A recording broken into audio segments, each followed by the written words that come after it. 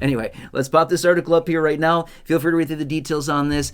And here's what it's coming down to. More and more people right now on Social Security, and again, it does not matter the benefit type, but more and more people are getting dreaded Social Security overpayment letters that are unexpectedly arriving into mailboxes, and people getting that communication from Social Security saying, hey, we've looked at our records and we have unfortunately overpaid you by X dollars. And again, it could be thousands and thousands and thousands of dollars that have been overpaid to a beneficiary from Social Security.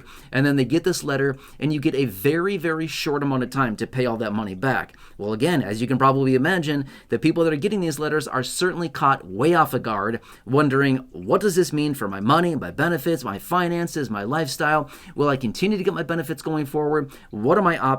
What can I do about this? There's a lot of things that go through a person's head as far as thoughts and concerns and worry when you get one of these letters. And again, I'll tell you a little story a little bit later. I already shared the story, but I received an overpayment last year in 2025 on August 8th of 2025. Yes, I got an overpayment letter. I'll tell you a little bit about that a little bit later, but I do have a dedicated video here on the channel from probably back in September of last year where I shared my story about that, but I've been down this road. Not a fun thing, I'll tell you that much. All right, so anyway, couple different options that you have. If you happen to get an overpayment letter, now here's the problem. We don't know who's going to get an overpayment letter. I had no idea I was going to get an overpayment letter. It just arrived one day. Just one day, got the mail, and all of a sudden there's a letter from Social Security. I'm like, this is weird. A letter from Social Security. I generally don't get a letter in August from Social Security. I wonder what this is, right? Open it up, and many of you know this. I'm blind, so I had my wife read it to me, and she's like, you owe money? Like they overpaid you? What's going on here? Yeah, we'll talk about that more here in just a minute.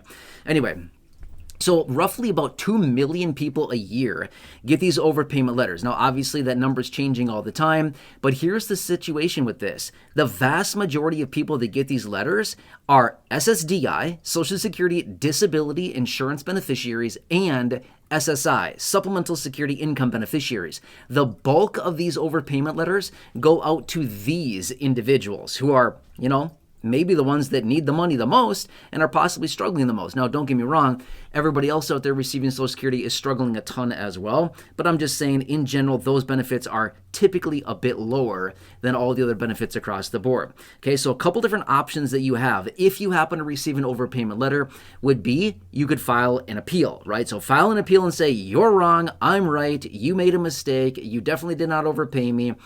Obviously, you have to fill out the proper paperwork. You can't just call them and say, hey, yo, you overpaid me. I'm not paying you back. No, that's not going to fly, right? You got to do the necessary paperwork to do all this.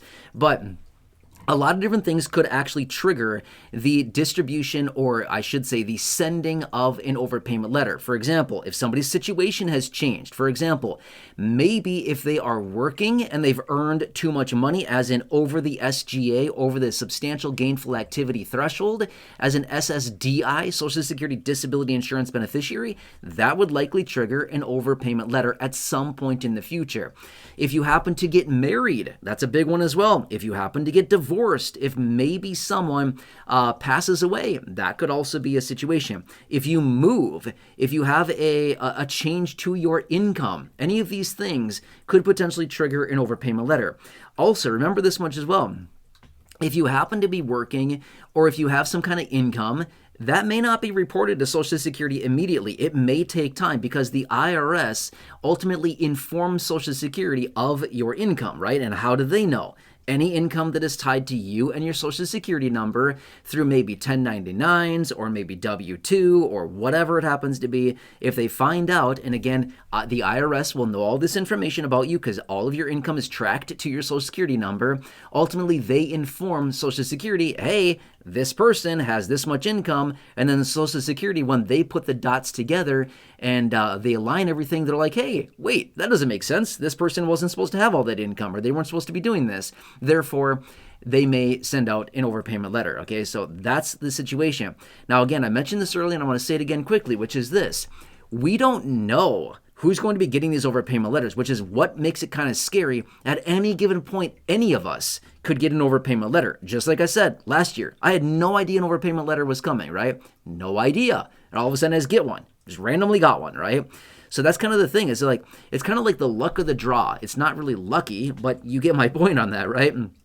It's kind of like we have no idea who may be getting one of these letters. But here's what I would suggest. If you ever get any letters from Social Security, and again, I know that in other videos here lately, I've been coming out saying, watch out for the scams, watch out for the scam letters. I know that I've been saying that, but if you happen to get legitimate communication from Social Security, they give you a limited amount of time to take action. In fact, if you want to file an appeal for an overpayment letter, you've got like a short amount of time. Act right away. It's going to take time.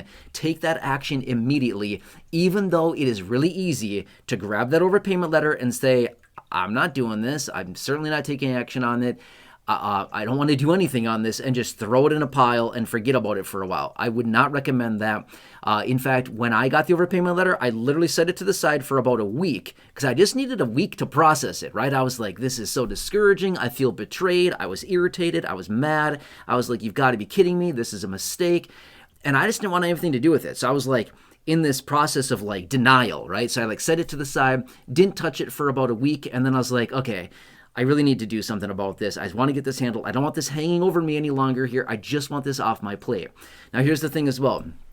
If you do nothing and you get an overpayment letter, you don't file an appeal, you don't go through the necessary steps and actions, the rights that you have to appeal that, if you do nothing, they will automatically reduce your monthly benefit check by 50%. 50%. That's in accordance with the new rule, the new law that came out last year. Remember, March of last year, it was total chaos when it came down to Social Security with all the different rules. They actually originally said 100%. They originally said that they were going to garnish 100% of checks until the full balance was recovered. But then shortly thereafter, they changed it to 50%, and that's still the rule. So they will automatically garnish 50% of your monthly benefit if you don't come up with a solution for them for a payment program, or you pay it all off, or you appeal and you win the appeal, whatever it happens to be. They will automatically garnish 50% of your benefit until that full overpayment has been recouped.